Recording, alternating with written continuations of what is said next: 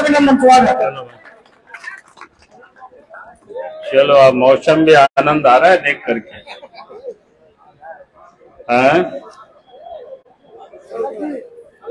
लगता है कि बारिश भी अब जल्दी ही आने वाला है।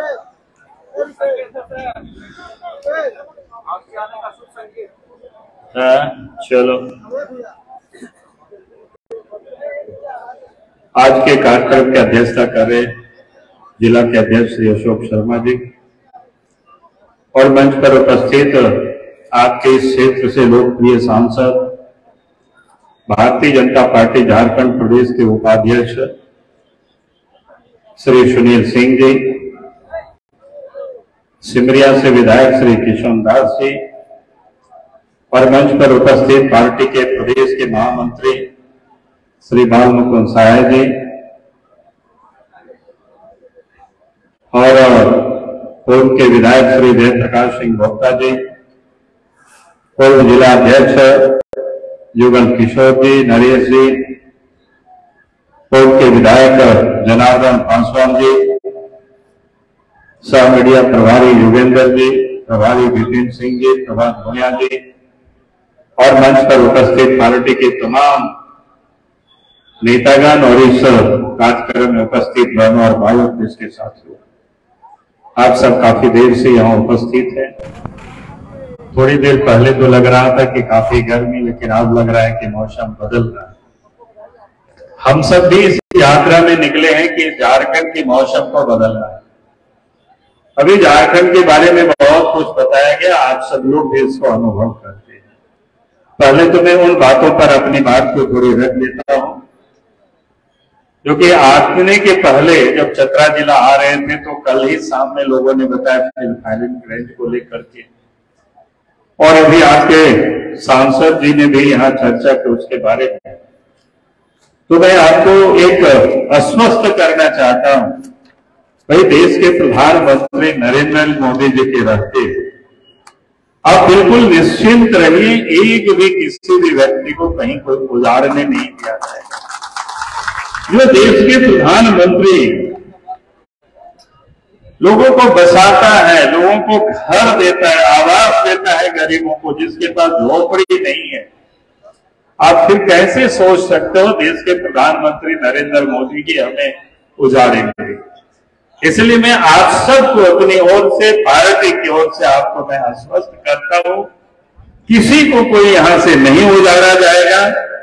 इसलिए मैं आप सब लोगों से मैंने ये कहा कि भैया आप बिल्कुल निश्चिंत रहिए, अपना काम करें, आप चिंतित मत होइए।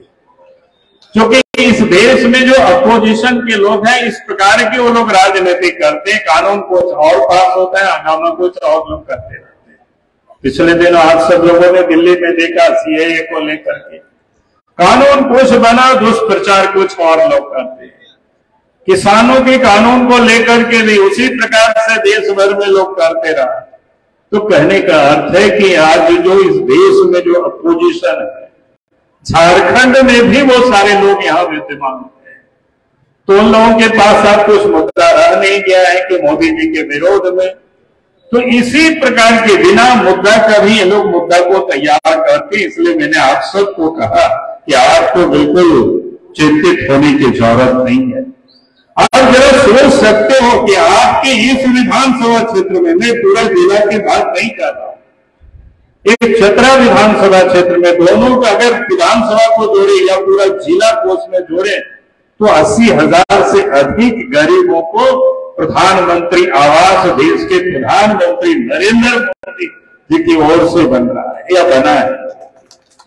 आप सोच सकते हो जहां इतनी बड़ी तादाद में जो गरीबों को जिनके कच्चे मकान था उनको पक्का मकान उपलब्ध करा रहे हैं, और फिर वहां पर किसी जो मकान में रह रहे उनको कैसे उजाड़ने की बात देश के प्रधानमंत्री सोचेंगे। इसलिए मैंने आप सब लोगों को कहा कि आप बिल्कुल अस्वस्थ रहें, आप चिंतित नहीं हो। यही मैं आज आपको अस्वस्थ करने के लिए आपको लगा कि मैं अपनी ओर से आपको। फिर एक दो बातें आई कि घर मजदूर जमीन को लेकर के कई सारी समस्याएं हैं। वास्तव में ये झारखंड प्रदेश में समझ में नहीं आता है। और मैं लोगों को एक बात कहता हूं, क्योंकि गिरिडीह, चतरा, हजारीबाग ये सब एक जिला था, और यहां पर सर्वे कब हुआ था? 1911 में हुआ था। और 1911 से लेकर के आज तक की अगर हम हिसाब किताब लगाते हैं तो लगभग 4 पीढ़ी करीब गुजर गए यहाँ पर। और 4 पीढ़ी में जो लोगों के पास जमीनें थी खास करके रहती, और उसमें भी जो गरीब लोग थे, तो उन्होंने उस समय भी जब सर्वे हुआ था तो बहुत कम जमीन अपने पास लोगों ने रखा, उतनी ही जमीन रखा था जितना उस समय वो जोड़ तोड़ कर सकते थे। अब तो टुकड़ा हुआ तो घर मजर हुआ, जो जगह जगह बचा हुआ था उसी का लोगों ने बंदोबस्त किया, उसी का लोग खेती बाड़ी कर रहे हैं, उसी पर लोग घर द्वार भी बना करके जीविकोपार्जन कर रहे हैं, उसी पर लोग रह रहे हैं। लेकिन आश्चर्य होता है, अगर कोई भी निर्माण का काम होता है सरकार उसको अधिग्रहण करती है, सरकार को अधिग्रहण कर सकती है, लेकिन जिन लोगों ने उस पर बसवास कर रहे हैं, जो लोग खेती बाड़ी कर रहे हैं, जिनके पास बंदोबस्त की कागज पत्थर पुख्ता है, तो उनको सरकार मुआवजा देनी चाहिए। बिना मुआवजा दिए अगर कर रही है लोगों से तो ये गलत कर रही है। और मैंने हेमंत सोरेन जी से मैं आग्रह करता हूं, भैया आप जब तक मुख्यमंत्री पद पर बने हो, कम से कम गरीबों को घर से बेघर मत करिए, जमीन से बेजमीन मत करिए। अब उनका उचित जो मुआवजा है उनको दे करके ही आप उसका कोई निर्माण का काम वहां कर सकते हो। इसलिए मैंने कहा कि जब तक है, क्योंकि हमें पता है इसके बाद उनका आवास कहाँ है वो हमें अच्छी तरह से पता है, उनका ठोर ठिकाना कहाँ है वो अच्छी तरह से पता है। और इसलिए मैं कह रहा हूं और आप सब लोगों को भी मैं आश्वस्त कर रहा हूं, अगर हेमंत सोरेन ने ये काम किया तो अच्छी बात है, और नहीं किया तो कुछ दिनों के बाद, कुछ महीनों के बाद इस प्रदेश में जब भारतीय जनता पार्टी के नेतृत्व में सरकार बनेगी तो मैं आपको विश्वास दिलाता हूं, जो भी घर मजूरा जमीन होगी जिनके बंदोबस्त में होगा उनको उसका पूरी मालिकाना हक, पूरे मुआवजा उनको मिलेगा, उनसे कोई जबरदस्ती उजाड़ा नहीं जाएगा। ये मैं आज आप सब लोगों को अपनी ओर से आश्वस्त करना विश्वास।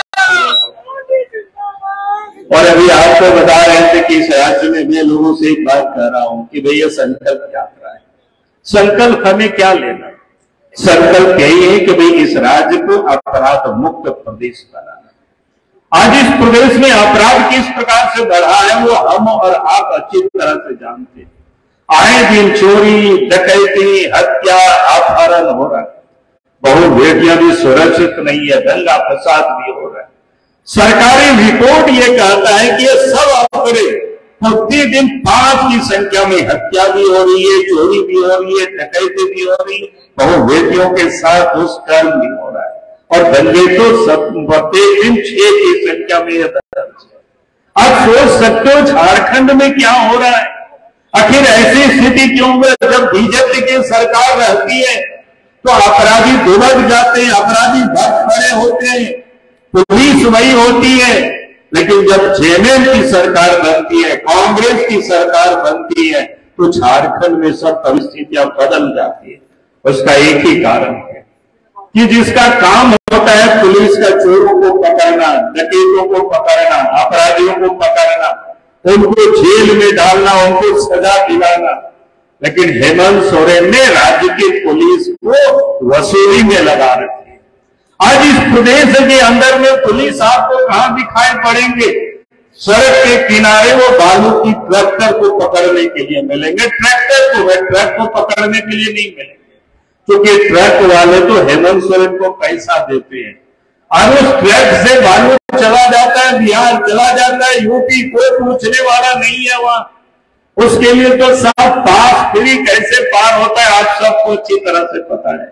तो इसलिए मैंने आपको कहा कि ये जो पुलिस वालों को वसूली में लगा रखे, सड़क के किनारे वो ट्रैक्टर से आप घर बनाने के लिए बालू लाते हैं तो आपको वो पकड़ते हैं, आपसे पैसा वसूलते हैं।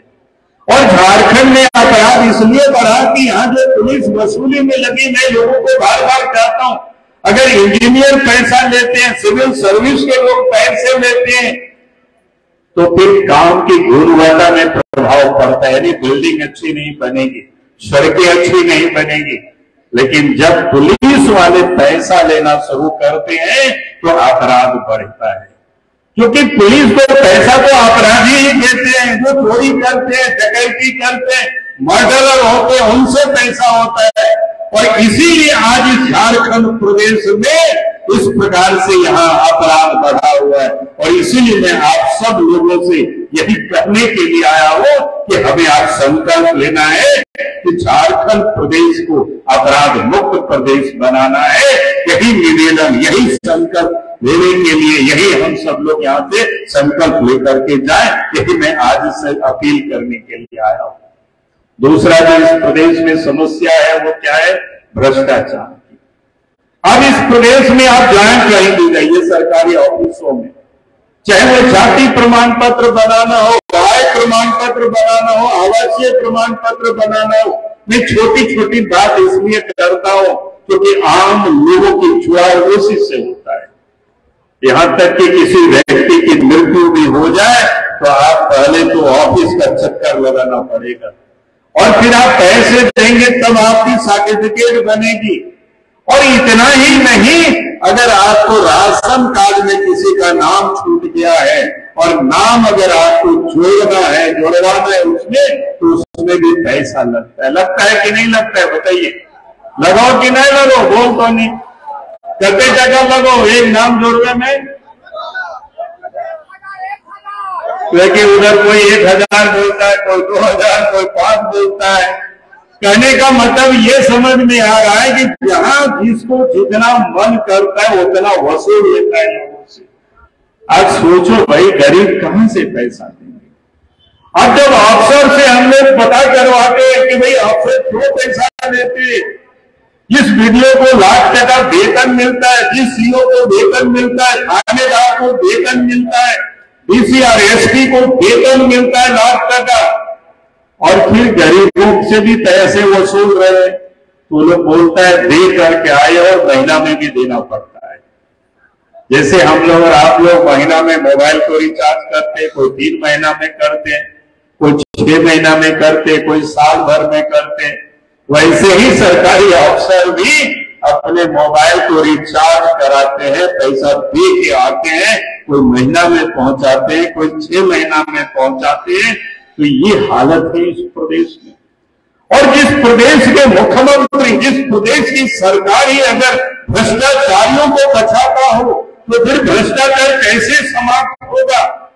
आज आपने देखा कि इस राज्य के अंदर में ईडी ने जब छापा मारा तो ईडी ने भी हाईकोर्ट के आदेश पर जांच प्रारंभ किया है। और ईडी ने जब छापा मारा, जब पूजा सिंगल जैसे घर में जब नोट का जातियों मिला, कई अफसर चले गए, कई दलालों, कई बिचौलिया जेल गए हुए हैं, तो राज्य के मुख्यमंत्री उन भ्रष्ट अफसरों को, दलाल और बिचौलियों को बचाने के लिए सुप्रीम कोर्ट से बड़े बड़े वकीलों को बुला करके लाते हैं, करोड़ों रुपया खर्च करते हैं, ताकि जो लोग लूट रहे थे, लूट का माल हेमंत सोरेन को जो लोग पहुंचा रहे थे, तो लोग कैसे बचे उसकी हेमंत सोरेन की चिंता करते। अब भ्रष्टाचार कैसे समाप्त होगा? आज इस प्रदेश के अंदर में यही हो रहा है। जमीन की लूट हो रही है, बालू की लूट हो रही है, कोयला की लूट हो रही है। आज तो यहाँ पे हमें कई 4 लोगों ने हमें बताया कि दिन तो सर पता नहीं चलेगा, लेकिन रात में आज कहीं जो बिहार की तरफ रोड जाती है, सर रोड में चलना रात को मुश्किल है। लोग बताते हैं कि उतनी ट्रकें जाती है, बाकी तो आप लोग बताएंगे। बात सच है कि ये सच है ना? हालांकि उस समय पुलिस वाले भी सो जाते हैं, कोई हल्ला नहीं करते हैं, क्योंकि उन लोगों को दिन में ही सब पेमेंट हो जाता है। ये हालत है इस प्रदेश की। जिस राज्य में अगर खुलेआम कोयला की चोरी हो, बालू की चोरी हो, पत्थर की चोरी हो, और उस राज्य के मुख्यमंत्री, और ये सारे जो विभाग है मुख्यमंत्री के पास है, पुलिस का विभाग मुख्यमंत्री के पास, पत्थर का विभाग, खान का विभाग मुख्यमंत्री के पास, और उसके बाद चोरी हो रहा है। तो इसलिए मैंने आप सबसे कहा कि आज इस झारखंड से अपराधियों से भी मुक्त करना है, लुटेरों से भी मुक्त करना है, भ्रष्ट अफसरों से भी झारखंड को मुक्त करना है, दलाल और बिचौलियों से भी झारखंड को मुक्त करना है। अब यही निवेदन और यही अपील करने के लिए मैं आज आपके बीच में आया हूं। जब तक इन लोगों से झारखंड को हम लोग मुक्त नहीं करेंगे, झारखंड विकास नहीं करेगा। अब इस राज्य के अंदर में अभी आपको कई विद्यालयों की उन्होंने चर्चा की आपके एमपी साहब ने, भाई आज इस राज्य के प्राथमिक विद्यालयों में शिक्षक नहीं है, गांव के विद्यालय में मास्टर नहीं है, हाई स्कूल में मास्टर की कमी है, कॉलेज में मास्टर नहीं है, शिक्षक नहीं है, प्रोफेसर नहीं, तो फिर बच्चे कैसे पढ़े? गांव के जो गरीब के किसान और मजदूर के बच्चे सरकारी स्कूलों में पढ़ते, लेकिन उनकी बहाली वो नहीं करते। राज्य के मुख्यमंत्री कहते हैं कि हम तो बहाल करना चाहते, लेकिन षड्यंत्र के तहत कोर्ट से लोग रुकवा देते। हमने मुख्यमंत्री जी को कहा कि मुख्यमंत्री जी, झारखंड की जनता आपको अच्छी तरह से आप समझने लगे, अब झारखंड की जनता भी अब समझदार हो गई है। अब कितना झूठ बोलोगे कि आपने जानबूझ करके ऐसे नियमावली बनाते हैं ताकि लोग को जाने के लिए आप मजबूर करके नौजवानों को, और कोर्ट लोग जाते हैं तो कोर्ट उसको स्ट्राइक कर देते हैं, क्रैक डाउन कर देते हैं, कोर्ट उसको रोक लगा देती है उस पर, और कैसे लोगों को वो ठगते हैं। मैं आपको एक उदाहरण बता रहा हूं।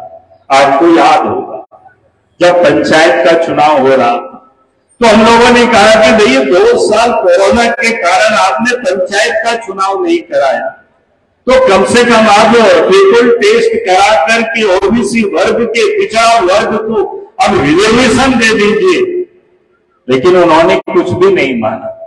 लोग इसके बाद सुप्रीम कोर्ट तक लोग गए और सुप्रीम कोर्ट ने कहा कि आप कराइए, तो उन्होंने एफिडेविट करके सुप्रीम कोर्ट को दिया और कहा कि अगला कोई भी नगर निकाय की जो चुनाव होगी, स्थानीय निकाय की चुनाव होगी, तो हम ट्रिपल टेस्ट करा करके पिछड़ों को रिजर्वेशन दे करके हम चुनाव कराएंगे। उन्होंने कोई हेमंत सोरेन ने एफिडेविट करके सुप्रीम कोर्ट ने दिया, और उसके बाद उन्होंने क्या किया, उस एफिडेविट को भूल गए। और जब पंचायत का चुनाव के बाद नगर परिषद, नगर पंचायत और नगर पालिका और नगर निगम की चुनाव की उन्होंने घोषणा कर दिया बिना पिछड़ों के रिजर्वेशन की, फिर लोग हाईकोर्ट सुप्रीम कोर्ट तक पहुंचे और उस एफिडेविट का लोगों ने याद कराया। तो हेमंत सोरेन ने कहा कि अब हम चुनाव कराएंगे, पिछड़ा आयोग से ट्रिपल टेस्ट कराएंगे, लेकिन आप जान लीजिए उसके बाद पिछड़ा आयोग के अध्यक्ष की ही उन्होंने नियुक्ति नहीं की है। यानी कितनी अच्छे ढंग से लोगों को उन्होंने कहा कि हम जल्दी कराते हैं, ट्रिपल टेस्ट कराते हैं, पिछड़ों को रिजर्वेशन देंगे, लेकिन पिछड़ा आयोग की अध्यक्ष की उन्होंने नियुक्ति ही नहीं की, तो फिर ट्रिपल टेस्ट कैसे होगा, फिर पिछड़ों को रिजर्वेशन कैसे होगा? कहने का अर्थ है कि बोलते ये कुछ है और करके कुछ है, हमें इस बात को समझना।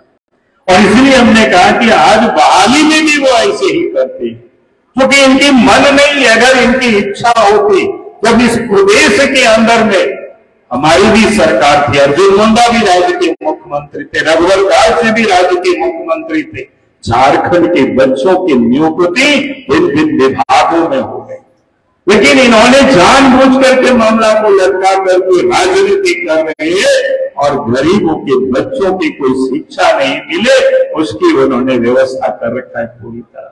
इसलिए मैं आप सभी भाइयों और बहनों से यही कहने के लिए मैं आया हूं कि आज हमको ये संकल्प लेना, इस झारखंड प्रदेश से इस सरकार को उखाड़ करके फेंकना है। आज इस प्रदेश के अंदर में जो भी आप विकास का काम देख रहे हैं, तो ये विकास का काम आज गांव तक अगर सड़क देख रहे तो झारखंड सरकार के कारण नहीं।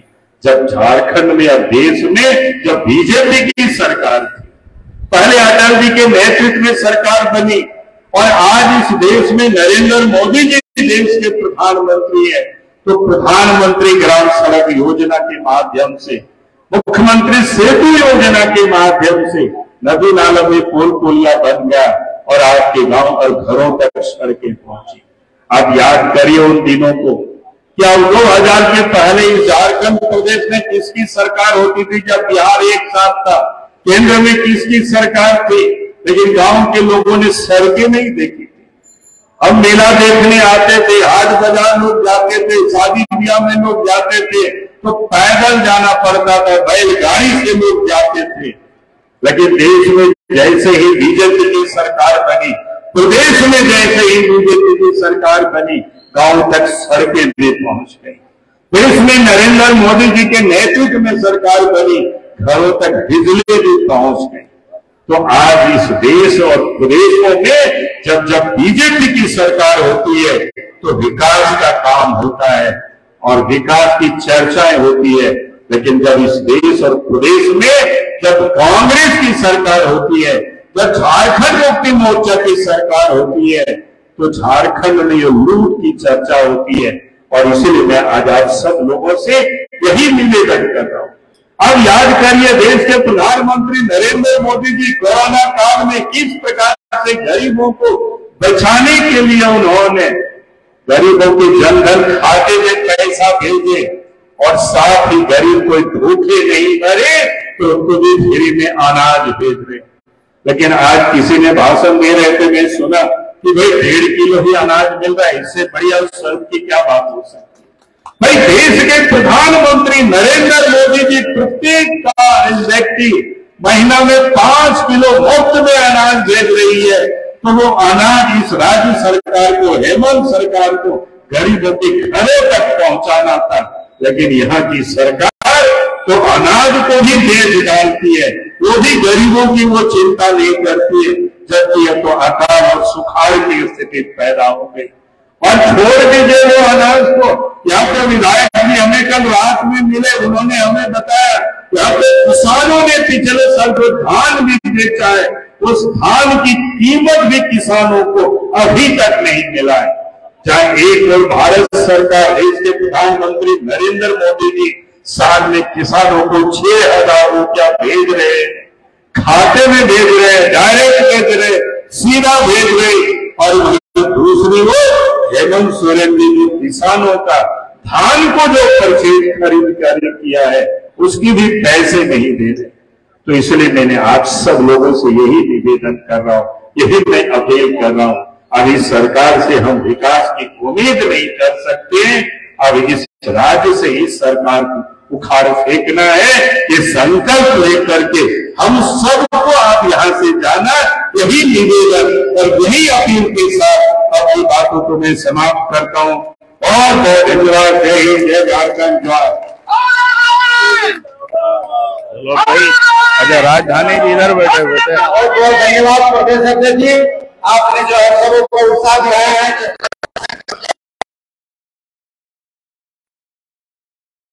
धन्यवाद।